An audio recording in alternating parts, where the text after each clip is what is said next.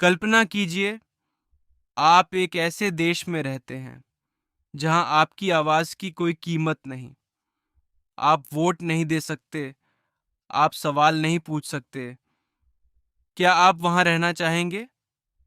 अब सोचिए, एक ऐसा देश जहां आप अपने नेता चुन सकते हैं, जहां आपकी आवाज मायने रखती है। यही है लोकतंत्र। लोकतंत्र यानी जनता का शासन। लेकिन ध्यान दीजिए, सिर्फ चुनाव होना ही लोकतंत्र नहीं होता। अगर चुनाव में डर हो या असली विकल्प ही न हो तो वह लोकतंत्र नहीं है। सच्चा लोकतंत्र वही है जहां शासक जनता द्वारा चुने जाते हैं। एक देश में चुनाव हो रहे हैं, लेकिन सिर्फ एक ही पार्टी जीतती है। लोग डर के कारण वोट देते हैं। क्या यह लोकतंत्र है? नहीं। अब एक असली लोकतंत्र देखिए, जहां हर व्यक्ति बिना डर के वोट देता है। यही फर्क है नकली और असली लोकतंत्र में। अब मिलिए रिया से। रिया पहली बार वोट देने जा रही है। वह थोड़ा नर्वस है, लेकिन उत्साहित भी। कोई उसे रोक नहीं रहा, कोई उसे डरा नहीं रहा। उसके पास विकल्प है और वह अपनी पसंद से अपना नेता चुनती है। यही है लोकतंत्र की असली ताकत। लोकतंत्र की कुछ जरूरी विशेषताएं हैं: स्वतंत्र और निष्पक्ष चुनाव, समानता का अधिकार, बोलने की स्वतंत्रता और कानून का शासन, जहां हर व्यक्ति बराबर होता है।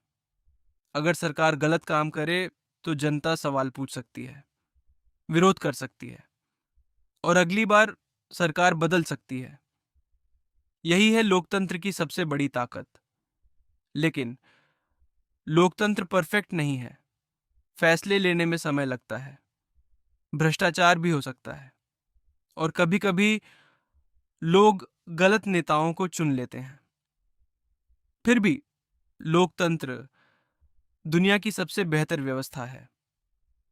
अब एक बहुत महत्वपूर्ण सवाल: क्या हर लोकतंत्र एक जैसा होता है? नहीं। दुनिया में लोकतंत्र के अलग अलग सिस्टम होते हैं।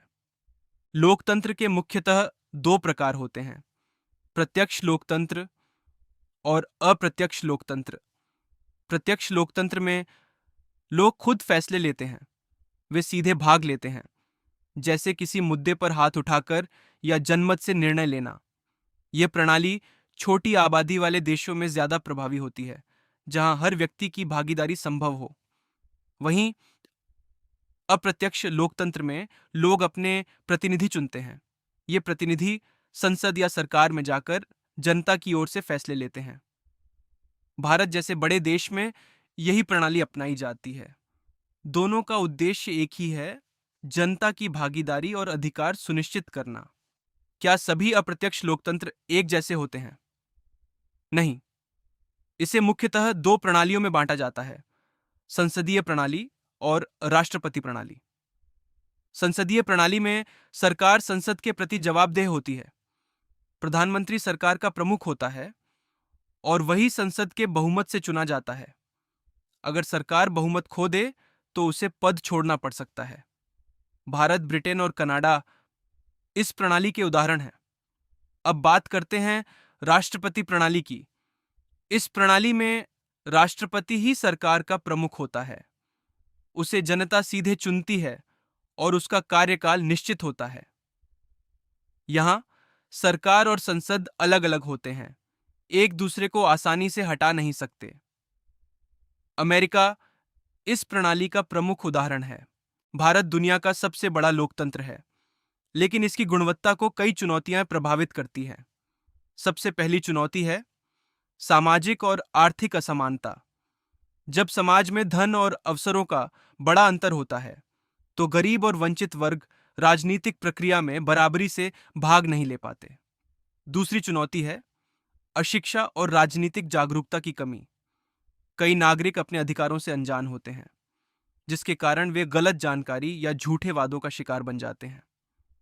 तीसरी बड़ी समस्या है भ्रष्टाचार। जब सार्वजनिक पद का उपयोग निजी लाभ के लिए किया जाता है तो यह सरकार पर लोगों का विश्वास कमजोर कर देता है। इसके अलावा जातिवाद और सांप्रदायिकता भी लोकतंत्र के लिए गंभीर खतरा है।